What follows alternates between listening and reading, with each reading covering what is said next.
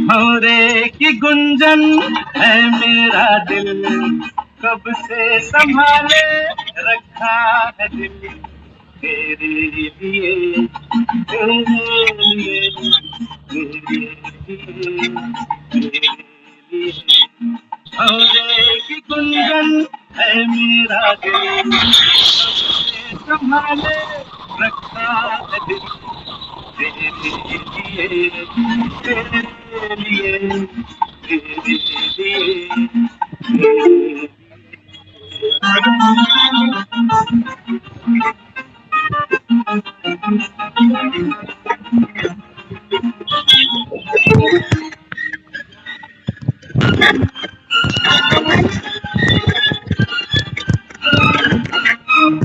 मुझे कब से थी प्यार की जुस्तजू, मेरी जिंदगानी में है तू ही तू।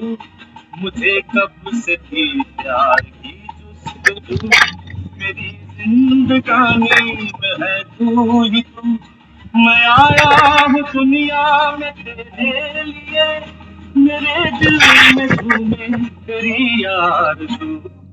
भंवरे की गुंजन है मेरा दिल, कब से संभाले रखा है दिल तेरे लिए, तेरे लिए, तेरे लिए, तेरे लिए, तेरे लिए। अल्लाह तेरे लिए।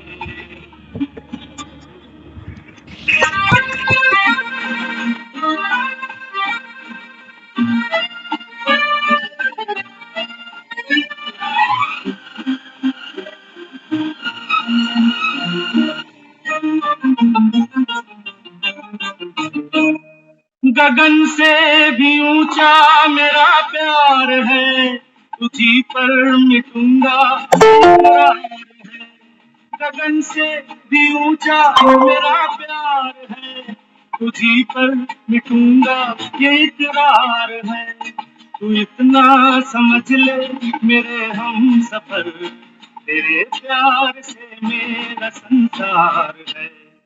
भंवरे की गुंजन है मेरा दिल, कब से संभाले रखा है दिल तेरे लिए, तेरे लिए, तेरे लिए, तेरे लिए।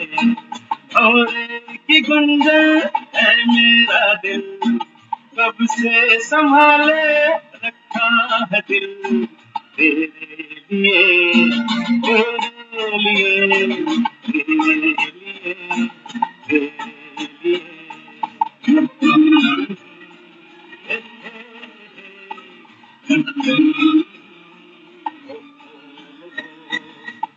तेरे रे रे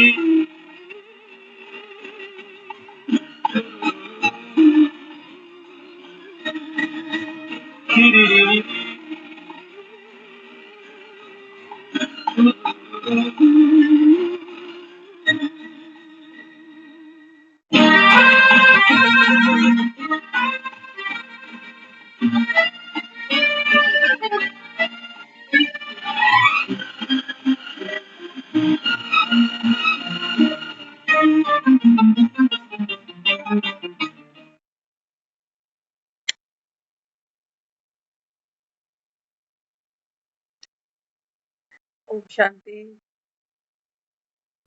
ओम शांति दीदी। तो गगन ओम से भी शांति दीदी। ओम शांति, सभी को ओम शांति। देखो, दुनिया में भी इतना ये बड़ा संसार है जिसका कोई, बाबा कहते हैं ना, संसार असार है। बाबा कहते हैं यहाँ पर भी सब क्या करते हैं, एक दो को दिल देते हैं, प्रीत रखते हैं ना एक दो से अपनी। बाबा कहते हैं लेकिन संसार का प्रेम कैसा है, यहाँ तो कहते हैं फॉल इन लव। लेकिन बाबा कहता है कि बच्चे, गगन से भी ऊंचा मेरा प्यार। बाबा कहता है कि बच्चे, मैं तो तुम बच्चों को अराइज इन लव। कैसे बाबा कहता है एक वृक्ष बनकर, एक नदी बनकर दूसरों को सुख दे। दुनिया में अगर किसी से देखा जाए कहीं प्रीत है, कहीं लगाव है, झुकाव है, तो अपनों से है। अपनों में क्या है? अपनत्व है।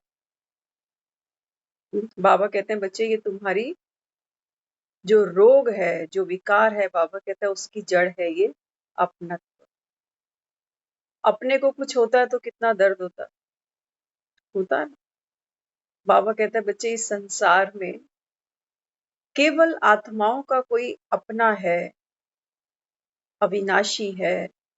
बाबा कहता है केवल एक मैं हूं। और बाबा कहता है कोई किसी का साथी नहीं।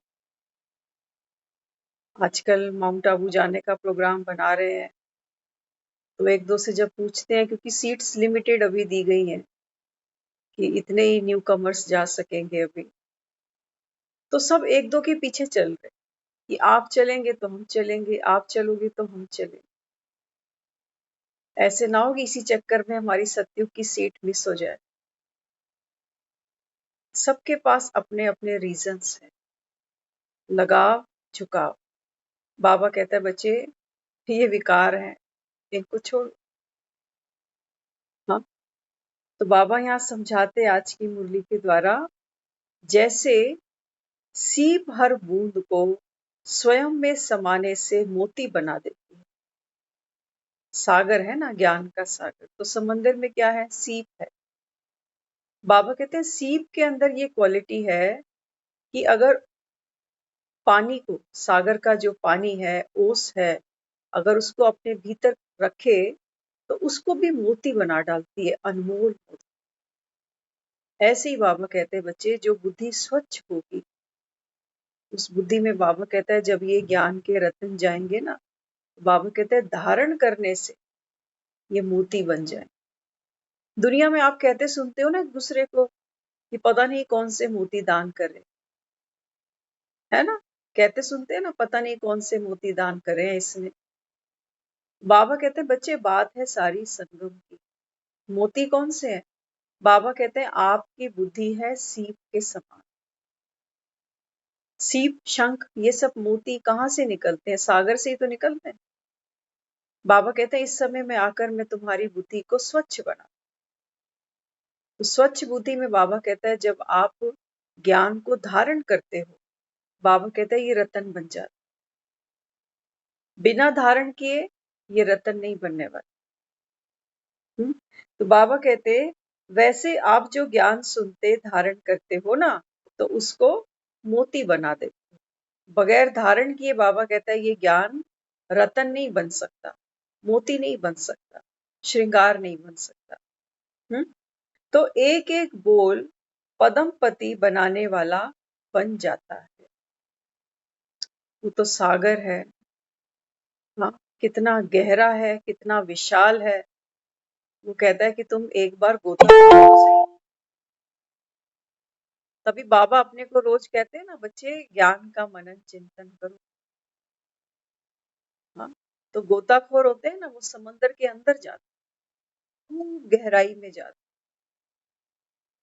हर बार तो मोती नहीं मिलते, लेकिन हर बार उसकी मेहनत बेकार नहीं होती, कोशिश करने वालों की हार नहीं। शुरू शुरू में मुरली का मनन चिंतन करते हैं, हो सकता है शायद जो भेद है, रहस्य है, वो सामने नहीं आए, लेकिन बाबा कहता है बच्चे करत करत अभ्यास। कोई पहले दिन थोड़ी स्विमिंग सीख जाएगा। तो बाबा यहाँ समझाते एक एक बोल पदमपति बनाने वाला बन जाता है। आप देखो कई बार हम एक दूसरे से बात करते हैं ना, तो एक दूसरे को हम ये कॉम्प्लीमेंट देते हैं कि अगर आप उस दिन ये ऐसे सजेस्ट नहीं करते, ये राय नहीं देते ना, तो मैं तो बड़ी प्रॉब्लम में होता आज।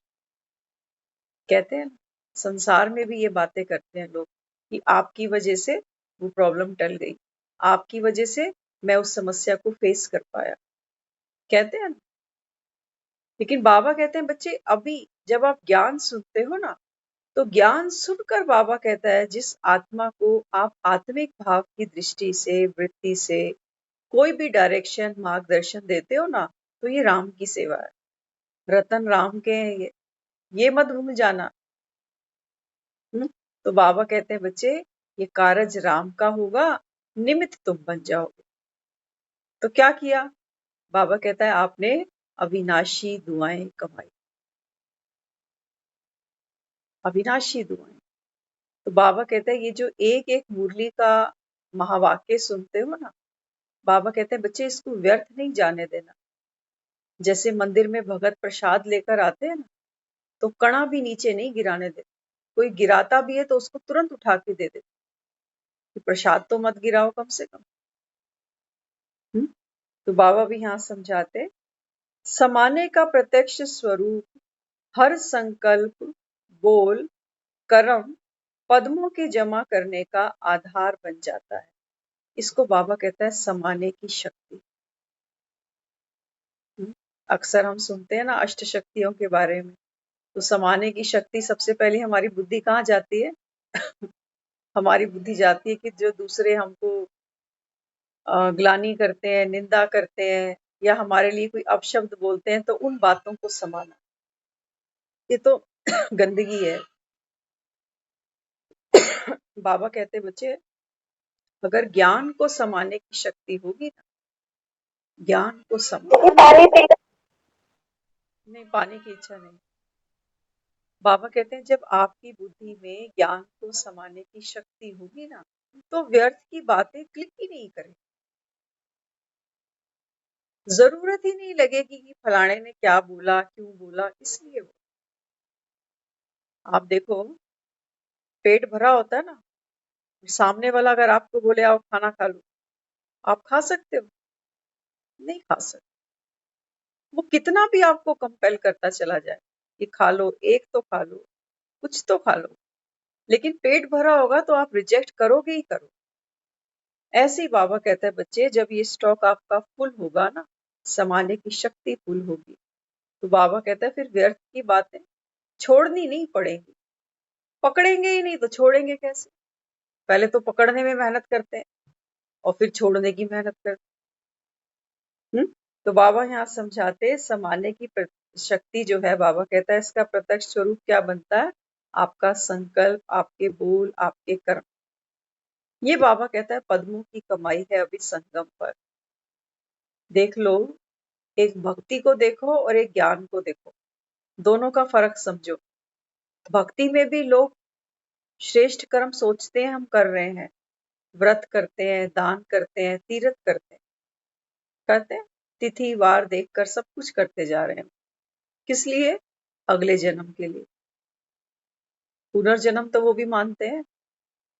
और बाबा कहता है ज्ञान में हर सेकंड, बाबा कहता है आपकी पद्मों की कमाई है। हर सेकंड आपको ये इंतजार नहीं करना पड़ेगा कि मंदिर कब खुलेगा, कि एकादशी कब आएगी, कि पूर्णमासी कब आएगी। बाबा कहता है हर सेकंड आपकी कमाई कैसी है? बाबा कहता है मनसा से भी करो, वाचा से भी करो, कर्मणा से भी करो। लेकिन करेगी कौन सी आत्मा? बाबा कहता है जिसके पास स्टॉक जमा होगा, पल्ले दाने होंगे, तभी तो बीबी भुनाने जाएगी। तो बाबा यहाँ समझाते बच्चे समाने की शक्ति अगर होगी, तो बाबा कहता है ये जो ज्ञान सुनते हैं ना रोज रोज, इसको बाबा कहते हैं समाओ। समाना मन, बाबा कहते हैं यूज करते जाओ। रोज नई मुरली आती है, ज्ञान अथाह है। बाबा कहता है सागर है ना, सागर के पास बाबा कहता है बच्चे तुम्हारा जीवन सिमट जाएगा, लेकिन मुरलियों का बाबा कहता है कोई अंत नहीं। लेकिन बाबा कहते हैं जितना भी जीवन है ना, एक रोज की मुरली को हम अपने जीवन का आधार बना ले। आज सुबह बाबा ने कहा ना, आप कौन हो? हंस वाहिनी। हंस आसन पर बैठकर बाबा कहता है हर कर्म करो। कर दिया दुनिया से न्यारा, बुद्धि को उपराम कर दिया, हमारी मनसा वाचा कर्मणा सब न्यारी कर दी। क्योंकि हंस क्या करता है? मोती चुगता। तो बाबा यहाँ समझाते लेकिन होती वह अल्पकाल की ही है। बाबा कहता है अर्थात हर सेकंड के बोल में आत्मा पदम पति स्वरूप दिखाई देती है। अर्थात लेकिन होती तो वह अल्पकाल की है, परंतु ज्ञान चातक के चेहरे पर खुशी की झलक सदा स्पष्ट दिखाई देती है। बाबा कहते हैं ज्ञान तो सब सुनते हैं, हम सब बैठे हैं क्लासरूम में स्टूडेंट बाबा के। बाबा कहते हैं ज्ञान तो सब सुनते हैं, यथाशक्ति समाने की शक्ति भी सबकी अपनी अपनी है ना। सबको एक जैसी मुरली थोड़ी याद रहती है, सारे एक जैसे यूज भी नहीं कर पाते। कईयों को तो बाबा कहता है 2 मिनट भी बाप की याद नहीं आती सारा दिन। कई बाबा कहता है चार्ट रखने की मेहनत करते हैं, कई नहीं भी करते। स्टूडेंट सब नंबरवार। तो बाबा कहते हैं बच्चे हर आत्मा, बाबा कहता है जो भी हम कमाई करते हैं ना, बाबा कहता है इसकी झलक आपके चेहरे से दिखाई दे, खुशी। क्योंकि जब किसी की इनकम होती है, कोई खूब कमाता है, तो उसके चेहरे पर बाबा कहता है हाव भाव से पता चल जाता है ना। तो ऐसे ही बाबा कहते हैं जब आपकी कमाई बढ़ती है मनसा से, वाचा से, कर्मणा से, तो बाबा कहते हैं फिर चेहरे पे खुशी की झलक स्वतः दिखती है। उसके लिए हमको मेहनत नहीं करनी पड़ेगी कि मैं मनसा वाचा कर्मणा से सबको सुख भी दे रहा हूँ और चेहरे को अलग से खुशनुमा बनाने की मेहनत भी कर रहा हूँ। वो मेहनत नहीं करनी पड़ेगी। तो बाबा कहते अपने दर्पण में तीसरे नेत्र द्वारा अपनी ऐसी झलक हर समय देखते हो। बाबा कहते हैं बच्चे अपने दर्पण, हमारा दर्पण कौन सा है? कहते ना तोरा मन दर्पण कहलाए। जितना हम अपने आप को देखते हैं ना मन के दर्पण में, और कोई नहीं देख सकता हमारी अंदर से क्या सोच चलती है, हम ही जान सकते हैं ना, दूसरा बेचारा कोई क्या जाने। तो बाबा यहाँ समझाते मन रूपी दर्पण में, बाबा कहता है इस तीसरे नेत्र से, इन दो आंखों से मन नहीं दिखेगा हमें, इन दो आंखों से तो हमें दुनिया दिखती है कि फलाना ऐसा है, ढमकाना ऐसा है। हाँ, बाबा कहता है बच्चे ये दो आंखों को बंद करो। कहता है ना बाबा इन आंखों से जो कुछ देखते हो, बाबा कहता है ये सब विनाश होने वाला, ये शरीर भी। हाँ, तो बाबा यहाँ समझाते तीसरे नेत्र के द्वारा अपनी ऐसी झलक हर समय देखते हो। बीच बीच में कई लोगों को आदत होती है ना बार बार शीशे में जाकर अपना चेहरा देख कर आते हैं। बाबा कहते हैं बच्चे आप भी क्या करो, मेडिटेशन करना माना, ट्रैफिक कंट्रोल करना माना। हम बार बार यहाँ चेकिंग करते हैं कि ये कहाँ कौन सा ट्रैफिक चल रहा है। तो जब ट्रैफिक चलता है ना रोड पे, आप देखते हो तो रेड लाइट आती है तो ट्रैफिक को रोक देते है ना। ऐसे ही जब हम मधुबन जाते हैं ना, तो वहां पर भी वैसे तो कई बाबा के बच्चे अपने मोबाइल में भी ट्रैफिक कंट्रोल रखते हैं। हर 2 घंटे के बाद एक मेडिटेशन सॉन्ग बजता है, 2 मिनट का, 1 मिनट का। उस 1 मिनट पर हमको पॉज होना है, रुकना है। रुकना मतलब ये नहीं कि हम चल रहे हैं तो रुक जाएं, नहीं, केवल यहाँ अटेंशन देनी है। जो ट्रैफिक यहाँ चल रहा है विचारों का, उसको स्टॉप कर, घर जाना है, बाबा को याद करना है, मैं कौन किसका, चेहरा देखना है अपना, अपने विचार को देखना है। तो बाबा कहता है फिर इस ट्रैफिक को चलाओ। ये है ट्रैफिक कंट्रोल। तो बीच बीच में क्या होगा, ये हमारा मन का दर्पण है ना, ये साफ होता जाए। तो बाबा यहाँ समझाते पुराने खाते सब खत्म हो रहे हैं, ऐसा अनुभव करते हो। आप देखना जब हम ज्ञान में आगे बढ़ते हैं ना, इनिशियल स्टेज पर नहीं होगा कि आप सोचो कि 6 महीने हो गए, साल हो गया, नहीं। हमें तो लगता है 10 साल के बाद शायद थोड़ी सी समझ आती है कि करना क्या है हमें, ऐसा क्योंकि ज्ञान इतना गहरा, ज्ञान इतना गहरा। तो हमें ऐसा लगता है कि 10 साल के बाद थोड़ा सा खुलता है गेट कि करना क्या है, चलना किधर है, किस स्पीड से चलना है, कहाँ तक पहुंचना है, कब तक पहुंचना है। लेकिन सबका अपना अपना पुरुषार्थ है। तो बाबा समझाते पुराने खाते सब खत्म हो रहे हैं, जैसे जैसे हम ज्ञान में, धारणाओं में आगे बढ़ते हैं, आप एक चीज को अनुभव करना, क्योंकि हम करते हैं, हमारे कॉन्फ्लिक्ट धीरे धीरे, किसी के साथ अनबन, किसी के साथ छोटी छोटी बातों पर झगड़ा झकाव, वो सब चीजें ना ऑटोमेटिक ऑटोमेटिक खत्म हो जाती। जीरो थॉट उन लोगों के लिए जिनके साथ कभी बहुत बड़ी बड़ी बातें हुई थी, उन लोगों के लिए जिन्हें लगता था कि ये हमारे जीवन में सबसे बड़े दुख के कारण है, ऐसे ऐसे लोगों के, जब हम ज्ञान में पक्के बनते हैं, मजबूत बनते हैं, धारणाएं करते हैं ना, तो बाबा पूछता है बच्चों से कि ये ज्ञान सिर्फ ऐसा नहीं है कि सुन रहे हैं और मजा आ रहा है कि ठीक है, सोने से पहले कुछ अच्छा सुन लेंगे, बाबा आ गया, भगवान आ गया, अब घर जा। बाबा कहते हैं बच्चे सफाई तो यहीं करनी पड़ेगी, सतयुग में थोड़ी सफाई होगी, सफाई बाबा कहता है कलयुग में चले। तो जिन जिन आत्माओं के साथ आपको अगर आज भी लगता है कि हमारी टर्म्स अच्छी नहीं है, हमारा मन मुटाव है, कई बार ऐसा होता है हमें लगता है नहीं, मेरी तरफ से तो मैंने क्लीन कर लिया अपना माइंड, लेकिन सामने वाले का तो नहीं है, वो थोड़ी ज्ञान सुनता है। ऐसा नहीं है, हम पर्सनली आपको कह रहे हैं इस बात के बारे में कि कुछ ऐसे भी लोग हमने अनुभव किए जीवन में जो ज्ञान नहीं सुनते। ऐसा नहीं कि ब्रह्मा कुमारी इसको नहीं जानते, नहीं, वो जानते हैं।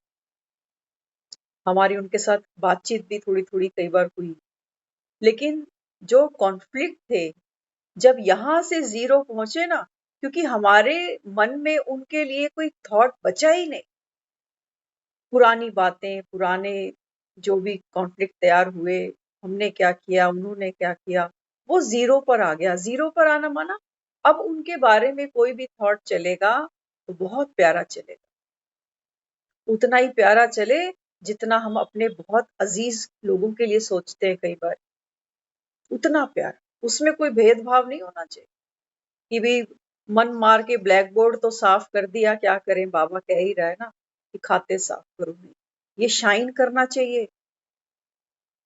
बर्तन साफ करते हैं ना तो कितनी ऐड आती है, विम बार यूज करो, शाइन आती है बर्तनों, नहीं तो वो देखते हैं कि इस बर्तनों में तो स्मेल आ रही है, अभी सब्जी लगी पड़ी है इस।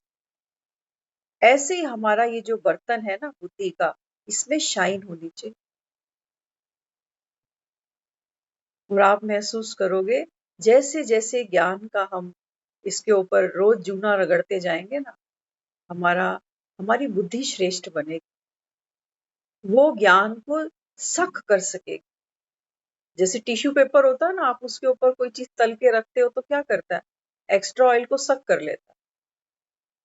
ऐसे ही बाबा कहता है बच्चे ज्ञान को सुन तो रहे हो, बाबा कहता है कोई वेट कम हुआ तुम्हारा, कोई डाइटिंग करे, हाँ, और डाइटिंग करने के बाद पूछे कि 2 महीने से डाइटिंग कर रहे हो, थोड़ा वेट कम किया आपने? अगला बोले नहीं जी, वेट तो कोई कम नहीं हुआ। तो पूछे कि करते क्या हो? तो बोले सुबह जल्दी भी उठता हूँ, दौड़ भी लगाता हूँ, और जो आपने बताया पराठे पूरी सुबह नाश्ते में नहीं खाना, तो नाश्ते में तो नहीं खाता लेकिन दोपहर में तो खा लेता हूँ, बटर भी खाता हूँ, ड्राई फ्रूट भी खाता हूँ, मीठा भी खाता हूँ। तो जो डाइटिंग होती है सिर्फ अर्ली मॉर्निंग के लिए नहीं है कि तुम सुबह एक बार व्रत कर लो, मुंह बांध लो और फिर सारा दिन में जो मर्जी खाना, तो हमारी वो सुबह की मेहनत भी बेकार जा रही है ना। तो बाबा यहाँ क्या समझाते, बाबा कहते हैं बच्चे व्यर्थ के खाते, व्यर्थ का बोझ मन से कम हुआ जब हम दूसरों को दिल से क्षमा करें। क्षमा करना देखो क्या होता है, कई बार लोग इस पे मेडिटेशन भी करते हैं कि अमृत वेले बैठेंगे, किसी के साथ कोई बिगाड़ खाता हुआ है तो उसके लिए हम पॉजिटिव थॉट निकालते जाते हैं, साकाश देते हैं। एक बात हमेशा याद रखना, एक बात हमेशा याद रखना, जिस भी आत्मा को जो भी पावर देना चाहते हो, सोचो, एक एग्जाम्पल के तौर पे, अगर आपको लगता है कि सामने वाली आत्मा जो है ना, इसमें सहन करने की शक्ति नहीं, बातों को भुलाने की शक्ति नहीं, पकड़ के रखती है, तो हम साकाश देने बैठ जाते, कि बाबा इस आत्मा को सहन शक्ति मिले। ये साकाश नहीं है, साकाश नहीं। हाँ, पहले वो सहन शक्ति अपने अंदर जमा करनी पड़ेगी कि उस आत्मा ने जो मेरे लिए बोला, जो मेरे साथ व्यवहार किया, सहन करना माना भूल गए। अब मन पे भार नहीं, वेट लूज कर दिया, बोझ उतर गया मन से। ये ज्ञान यही तो करता है। बाबा कहते हैं बच्चे, हर आत्मा अपने संस्कार स्वभाव पर वो सोचती है हम ठीक है, हमने ठीक ही किया। सबके पास लॉजिक है अपने अपने संस्कारों पर चलने के लिए, सबके पास लॉजिक। और हमने देखा है, और वो लॉजिक ठीक भी होते हैं, गलत नहीं होते। वो अपने हिसाब से बहुत अच्छा सोचते हैं, हम अपने हिसाब से बेटर सोचते हैं। तो जब हम सोचें कि किसी को हम साकाश देने बैठे, तो वो सहन करने की शक्ति, वो बात को भूलने की शक्ति क्या मेरे अंदर है? क्या मैं भूला उस बात को जो किसी ने मुझे कही थी, जो किसी ने मेरे साथ गलत व्यवहार किया था? अगर आज भी वो बात मेरे चित्त पर है, उसको याद करके आज भी मन दुखी होता है, तो हम उस आत्मा को ये शक्ति ट्रांसफर नहीं कर पाएंगे। किसी को 500 का नोट देने बैठे हैं, जेब तो चेक कर लें, 10 रुपए भी हैं भीतर की। तो साकाश देना माना पहले मैं पावरफुल। तो बाबा क्या पूछता? बाबा कहते हैं पुराने खाते सब खत्म हो गए या अभी हो रहे हैं? कब तक करोगे? कब तक करो? ना? इसलिए जो मेडिटेशन हम करते हैं ना, सबसे पहले क्या कहते हैं? मैं आत्मा ज्योतिर्बिंदु स्वरूप। तो क्या किया? देह की दुनिया से न्यारे। जब कोई मरता है ना, तो लोग क्या कहते हैं? कहते हैं मिट्टी डालो। कब्र पे जाते हैं ना जाने वाले की, तो कब्र पे मिट्टी डाल। और हम संसारी भाषा में क्या कहते हैं? बात को मिट्टी डालो। हम डाल नहीं पाते मिट्टी, मिट्टी नहीं डाल पाते। मिट्टी कहाँ डालते हैं? अपने सर में। सोचते जाएंगे बातों के बारे में। अच्छा, मजे की बात तो ये है कि जरूरी नहीं है कि कोई कॉन्फ्लिक्ट किसी के साथ बाहर ही रोज खड़ा होता है। रोज थोड़ी लड़ाई झगड़े हो जाते हैं, रोज थोड़ी हो जाते हैं। कई बार क्या होता है, कौन कौन सी मिट्टी हम अपने सर पे डालते हैं? मेरा भविष्य में क्या होगा? कोई मुझे पूछेगा कि नहीं, देखेगा कि नहीं? हाँ, कईयों ने पैसा खूब कमाया तो सोचते हैं बच्चे पैसे के पीछे लड़ेंगे तो नहीं, कहीं पैसा उड़ा तो नहीं देंगे, कहीं पता चले इतनी मेहनत से मकान बनाया ये बेच तो नहीं देंगे।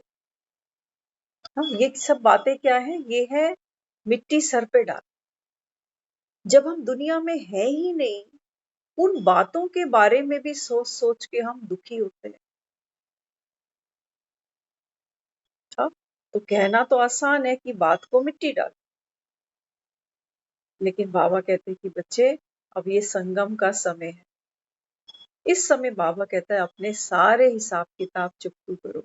सामने वाली आत्मा करे या ना करे, सबका पार्ट है ना अपना अपना। हमारा ब्लैक बोर्ड हम साफ करेंगे। हर कोई अपने मन को बुहारी दे सकता है, दूसरे के मन को नहीं दे सकता। दूसरे के मन को नहीं दे सकता। लेकिन जब हम अपना घर साफ करते हैं ना, देखो दुनिया में सुबह रोज होती है ना, हर कोई अपना घर साफ करता है। अपना घर हर कोई साफ करता है तो पूरी दुनिया में सफाई हो जाती है। लेकिन आपने देखा है कुछ लोग ऐसे भी हैं जिनको हम स्वीपर कहते हैं, वो रोड पे झाड़ू लगाते हैं। सरकार उनको पैसा देती है, सैलरी देती है। अब बाबा के बच्चे कौन बने हैं? स्वीपर। तो स्वीपर बने हैं। वो कहते हैं बच्चे तुमको उतरना पड़ेगा, इस समय दुनिया में बहुत गंदगी है। हाँ, तो बाबा कहता है इस समय हर आत्मा को बाबा कहता है दिल से दुआ दो, मनसा से, वाचा से, कर्मणा से, सबको सुख दो। वो बेचारे रोड की गंदगी रोज उठाते हैं, पैसे के लिए ही तो। हाँ, बाबा कहता है इस समय जो ये कलयुग की गंदगी इकट्ठी हो गई, क्रोध की, काम की, लोभ की, अहंकार की, ये गंदगी कौन उठाएगा? कौन उठाएगा? बाबा कहते हैं बच्चे ये पहाड़ तुमको ही उठाना पड़ेगा। तो तुमको बाबा कहता है 21 जन्म की उसके बदले रूहानी गवर्नमेंट है ना। हाँ, हम कई बार सोचते थे कि हमारी सरकारी नौकरी होती। कई बार ऐसा संकल्प आता था क्योंकि घर में सरकारी नौकरियां देखी हैं बहुतों की।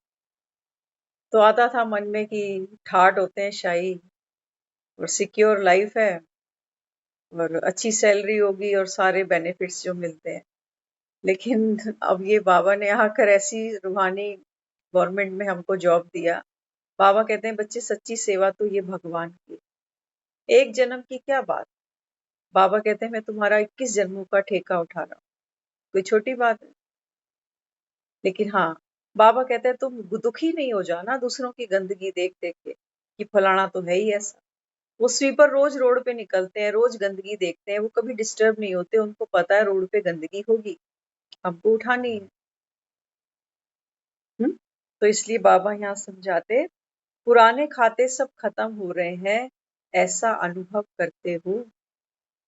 आज भी सोच लेना, देखो हम साल में एक बारी ना पितर मनाते हैं, श्राद्ध करते हैं ना सभी अपने अपने घरों में। जो पुराने चले गए उनके लिए श्राद्ध करते हैं श्राद्ध। हाँ, तो क्या दिखाया, श्राद्ध क्यों किया हमने किसी का? श्राद्ध तो हमारे लिए सिर्फ यही अर्थ रखता है ना कि जो आत्मा चली गई उसके लिए ब्राह्मण को बुलाओ और भोजन खिला दो, दान पुण्य कर दो उसके नाम।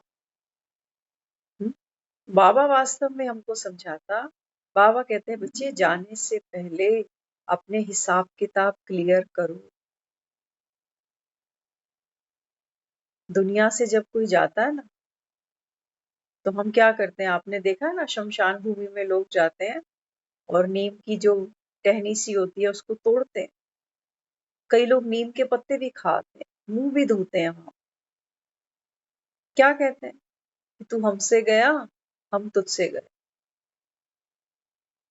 वहां पर खाता चुकतू कर रहे हैं कौन से लोग? जो दाह संस्कार में गए हुए हैं। करना किसको था? करना उसको था जो दुनिया से चला गया। उसको करना था कि देखो तुम मुझसे जाने वाले हो, मैं तुमसे जाने वाला हूँ। मेरी कही सुनी, मेरी की हुई अगर कोई बात ने तुमको हर्ट किया, दुख दिया, तो मैं तो अब दुनिया से जा रहा हूँ। मेरा अब नया पार्ट शुरू होगा। मुझे आप सबकी दुआएं चाहिए। कोई यात्रा पे जाता है ना, वो आशीर्वाद लेके जाता है। एक जर्नी पे कोई आत्मा गई है शरीर छोड़कर, तो उसको दुआएं चाहिए। तो दुआएं कमाई उसने? वो तो हाय हाय करता चला गया। किसी के साथ दुश्मनी थी तो मन में दुश्मनी ले गया, किसी के साथ में प्रीत थी, लोभ था, मोह था, वो साथ लेके गंदगी तो साथ ले गया, गंदगी तो साथ ले। और पीछे वाले लोग उसके लिए नीम के पत्ते खा रहे हैं।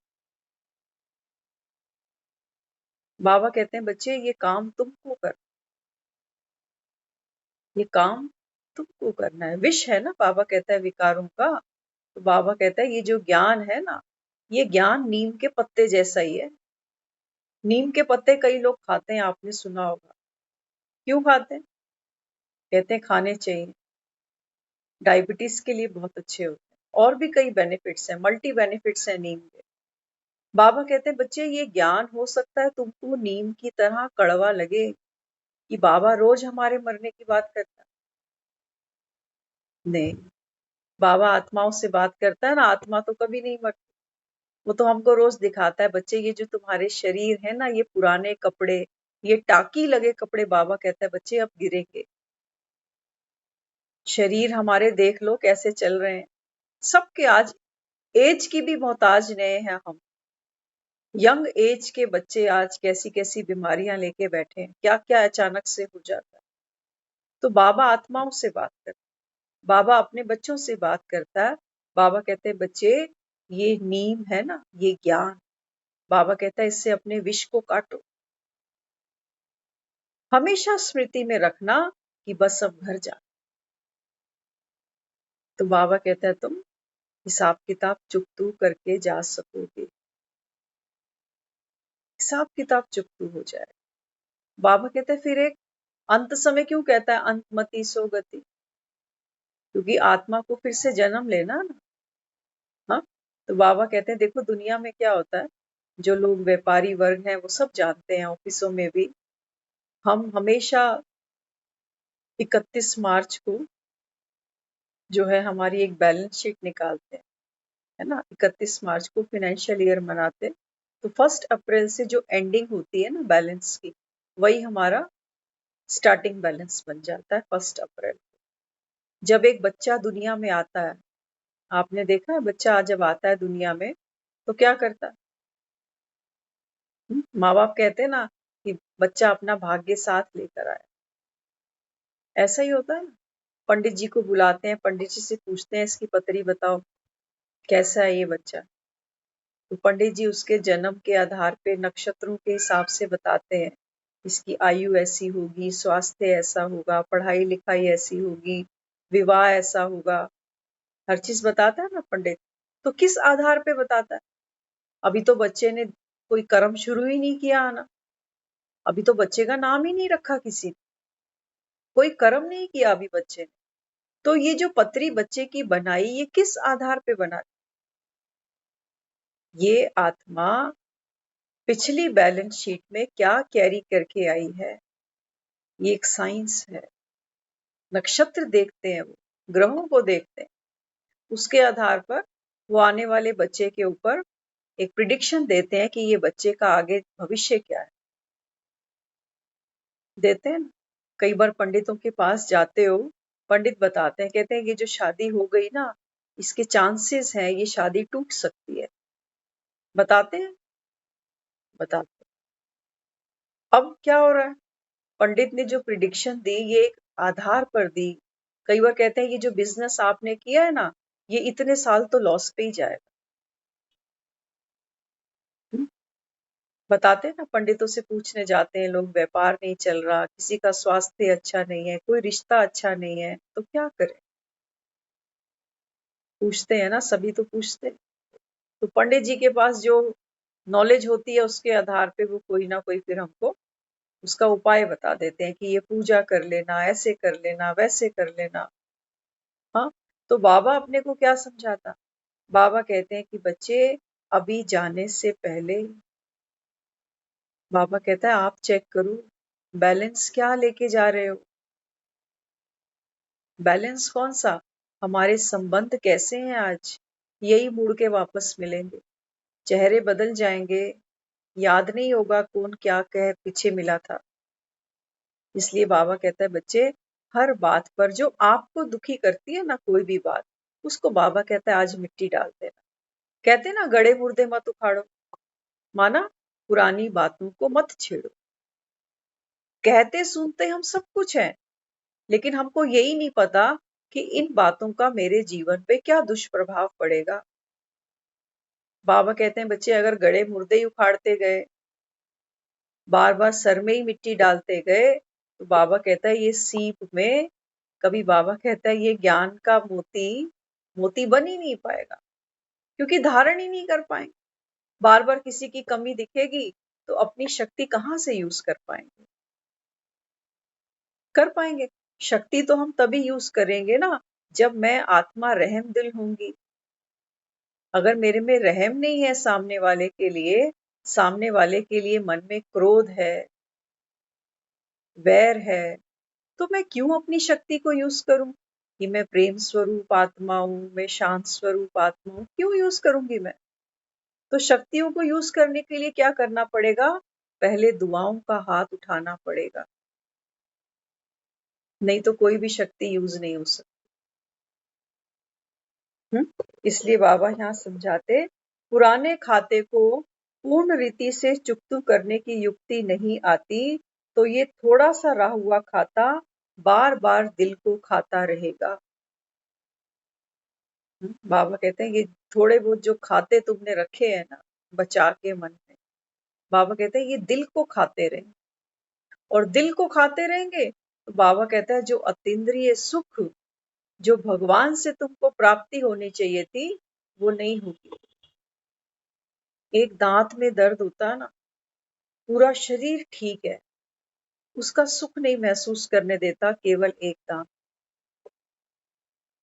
ऐसे ही बाबा कहता है बच्चे, कोई भी बात, सुई भी अगर कहीं चुभ रही है ना तो हलचल देगी। देखो, एक बार बताते थे, किसी ने जूते पहने, कोई बहुत अच्छा इंसान पढ़ा लिखा बाहर से आया, तो बड़े अच्छे उसके जूते थे। तो हर कोई उसके जूते को नोट करता था कि इसके जूते कितने प्यारे हैं, पता नहीं कहाँ से लेके आया, क्या लेके आया। लेकिन जब वो चलता था ना तो थोड़ा लंगड़ा के चलता, टेढ़ा टेढ़ा चलता। तो सामने दिखाया, एक डॉक्टर्स की टीम खड़ी हुई है। वो डॉक्टर्स की टीम आपस में देखकर उसको बात करती, कहती देखो कितना बड़ा इंसान, कितना पैसे वाला इंसान, वो बेचारे की टांग खराब है। तो वो आपस में डॉक्टर्स चर्चा करने लग गए। वो कहते हैं मुझे लगता है शायद बचपन से ही पैर खराब हुआ इसका। दूसरा कहने लगा नहीं, बचपन से नहीं हो सकता, किसी एक्सीडेंट में पैर खराब हुआ होगा। तीसरा कहने लगा नहीं, मुझे लगता है कोई और ही डिफेक्ट है, कोई हड्डी टूटी होगी इसकी। लेकिन कोई ना कोई ऐसी बात तो है, देखो बेचारा लंगड़ा के चल। अब जब वो आदमी सामने आया ना, उसने अपना जूता खोला उन्हीं डॉक्टर्स के सामने। वो खड़े अपने गपशप मार रहे हैं जैसे डॉक्टर्स। तो जूता खोला तो उसके अंदर एक कांटा था। कांटे को उसने बाहर फेंका झाड़ के, फिर जूता पहना और लेफ्ट राइट करता फर्स्ट क्लास चला गया।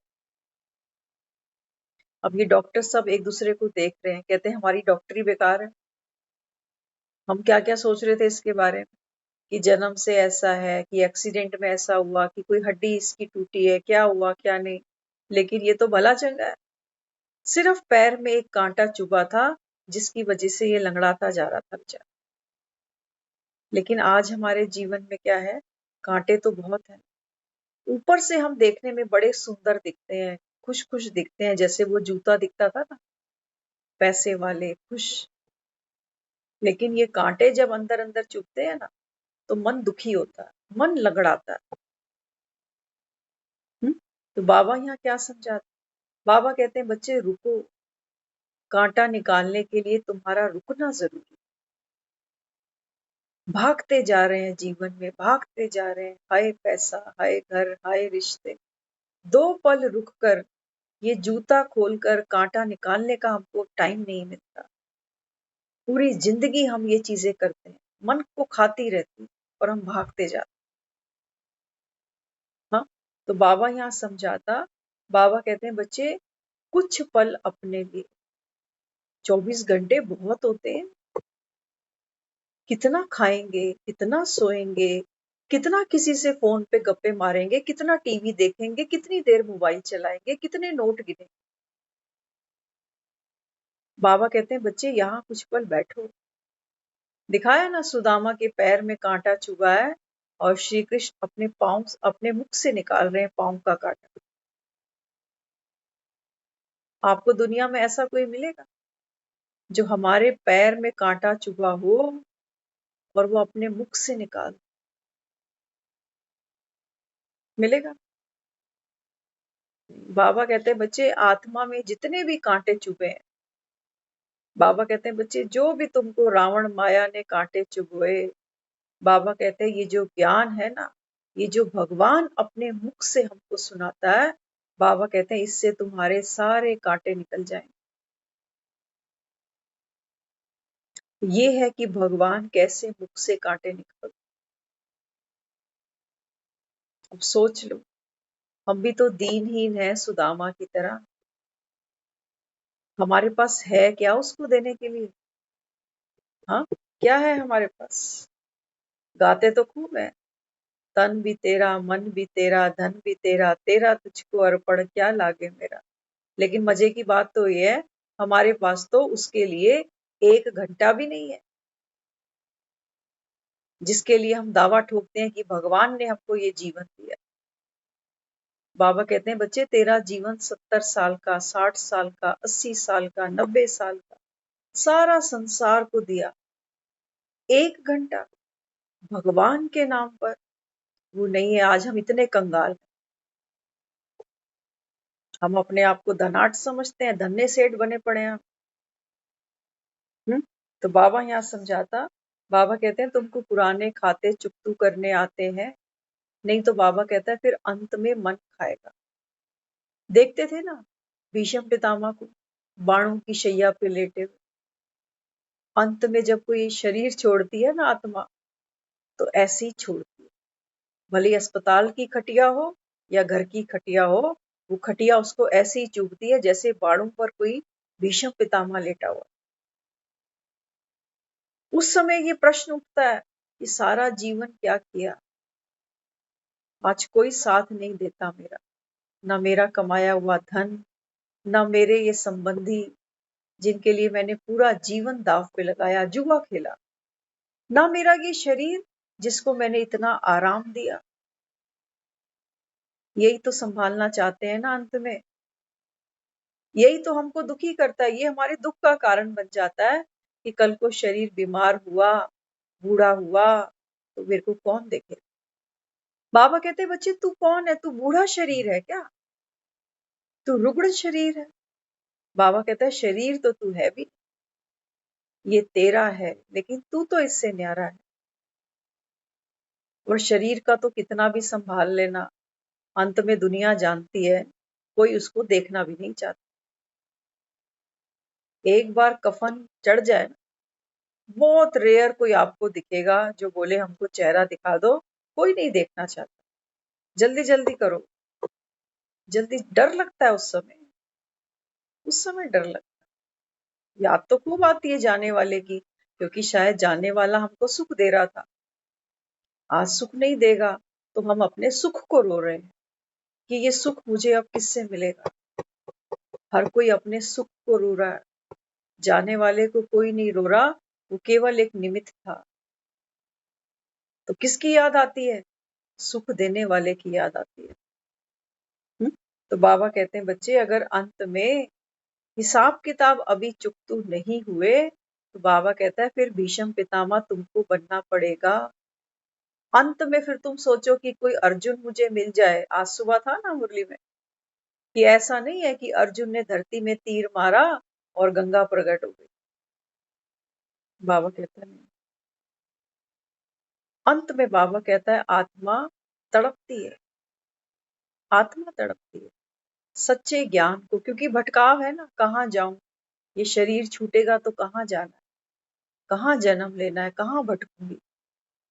हाँ, तो बाबा यहाँ समझाते बच्चे, वो आत्मा जो ज्ञान को अर्जन करती है, वो आत्मा बाबा कहता है उस भीष्म पितामह को बाणों की शैया से उठा सकती है। बाण तो चुभते हैं अंत में, मन में क्या क्या आता है, मेरे पीछे बच्चों का क्या होगा, घर का क्या होगा। हाँ, बाबा कहते हैं ये एक एक कांटा निकालते जाओ रोज, जब भी कोई बात मन को डिस्टर्ब करे, बाबा कहता है ज्ञान के संकल्प से उस कांटे को बाहर निकाल। क्या चुभता है मुझे, मेरे बिना क्या होगा। अरे इंदिरा गांधी भी चली गई, देश फिर भी चलता जा रहा था, रुका कुछ नहीं रुका। हमारे ही घर के जो सीनियर अथॉरिटी थी, आज वो नहीं है, घर रुक गया क्या। ये संसार की ब्यूटी है, ये चक्र है, ये कभी नहीं रुकता, ये हमारे जाने के बाद भी नहीं रुकेगा।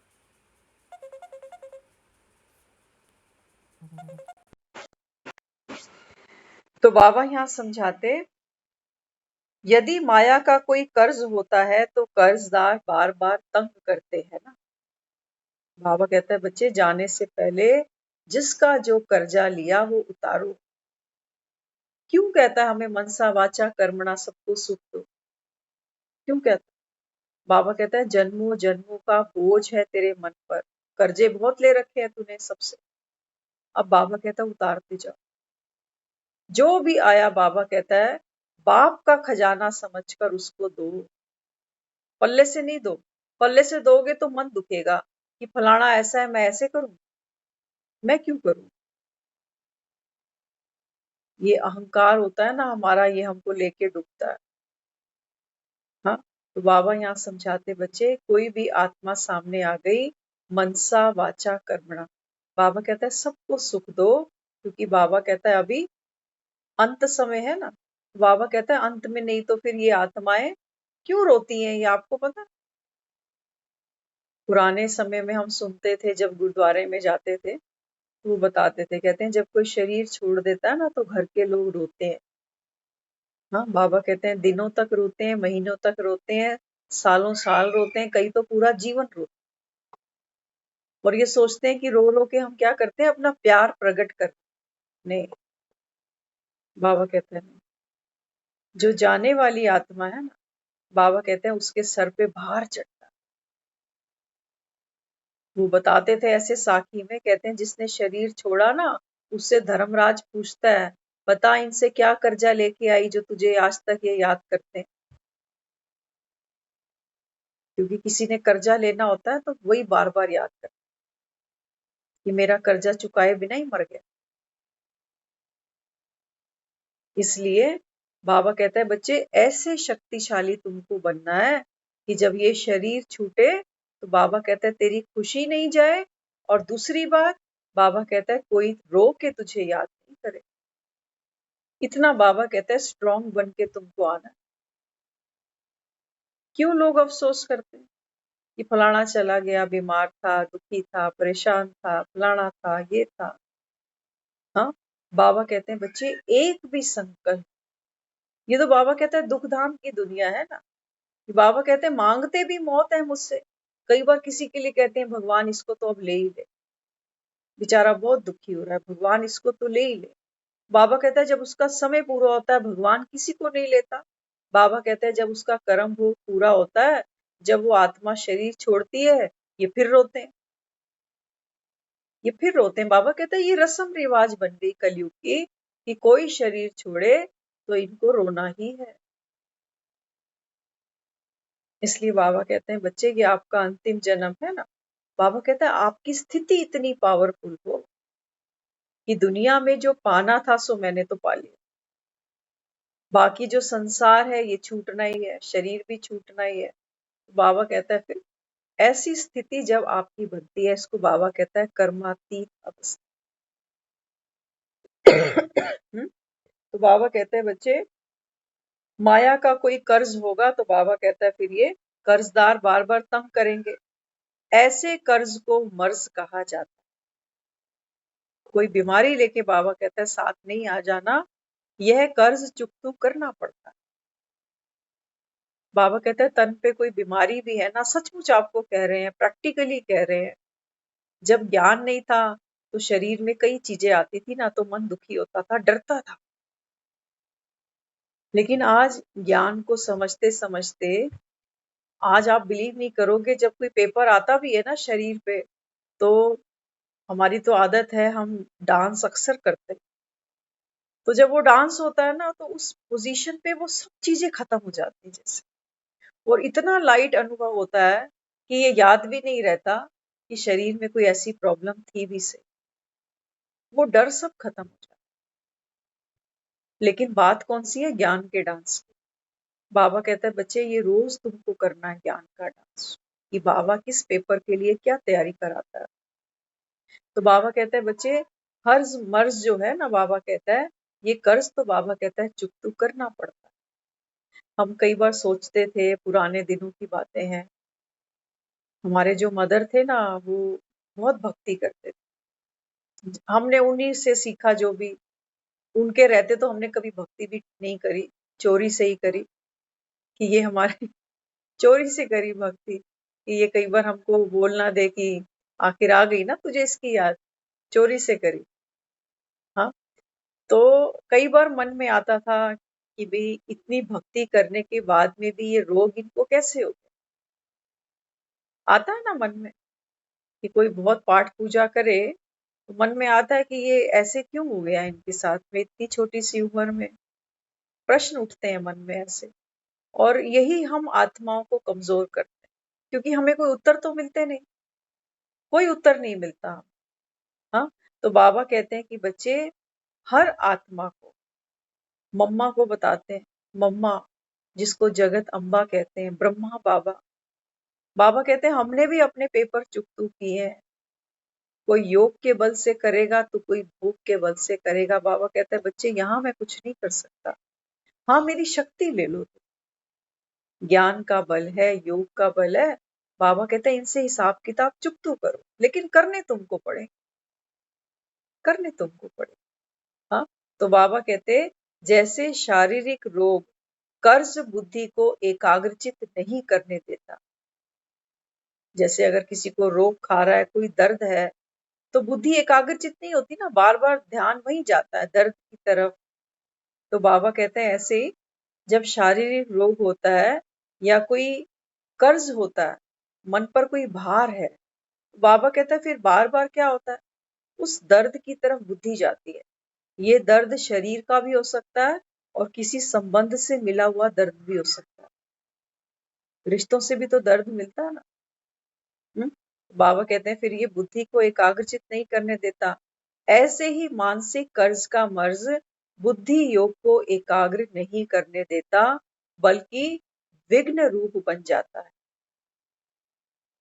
कई बार हम सोचते हैं बाबा मुरली तो रोज सुनते हैं लेकिन याद क्यों नहीं रहती, तो आज बाबा ने उसका भी आंसर दिया। बाबा कहते हैं बच्चे मानसिक कर्ज सिर्फ पैसे का कर्जा नहीं होता, मानसिक कर्ज।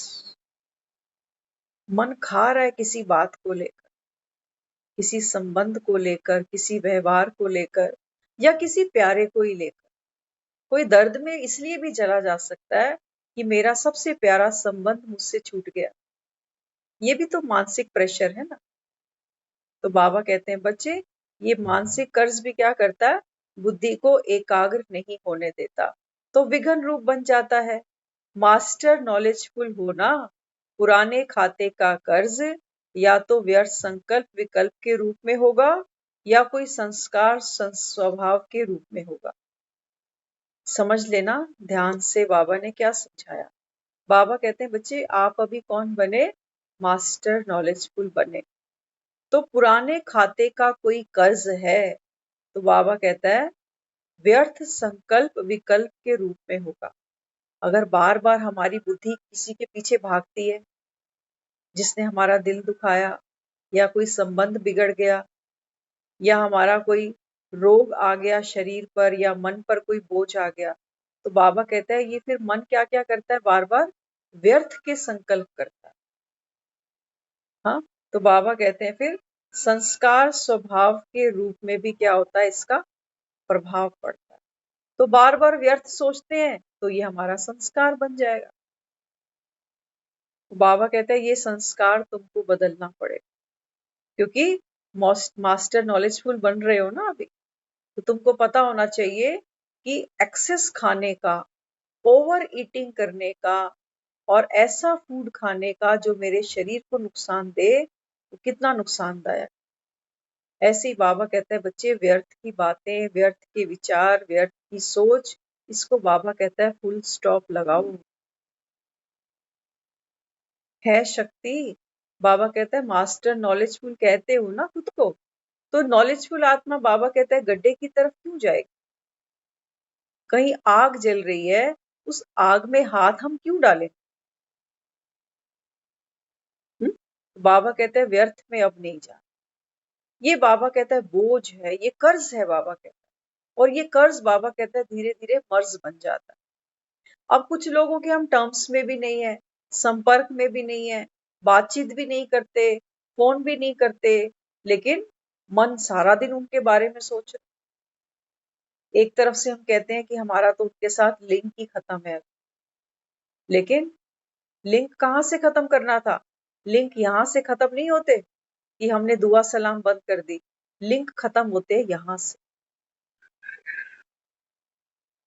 तो लिंक खत्म करने के लिए क्या करें, लिंक खत्म करने के लिए बाबा कहता है अपने आप को कह दो कि आज के बाद, बल्कि अभी से उस आत्मा के बारे में, चाहे वो मेरे बारे में कुछ भी सोचे, किसी को कुछ भी बोले, लेकिन मैं उसके बारे में कभी गलत नहीं सोचने वाला।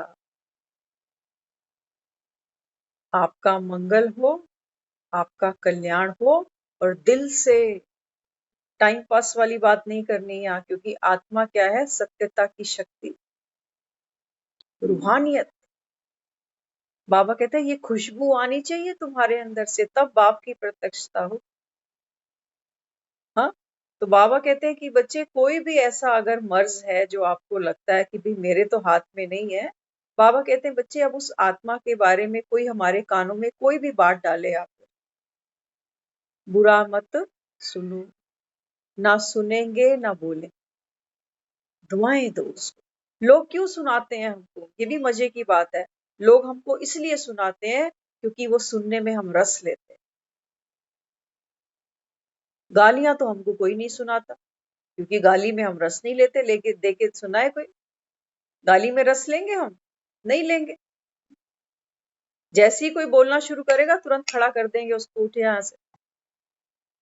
लेकिन जब दूसरों की कोई बातें करता है तो हम रस लेते हैं, और जो हम सुनेंगे वो फिर हमारा भोजन बन गया। अब इसको पचाना पड़ेगा।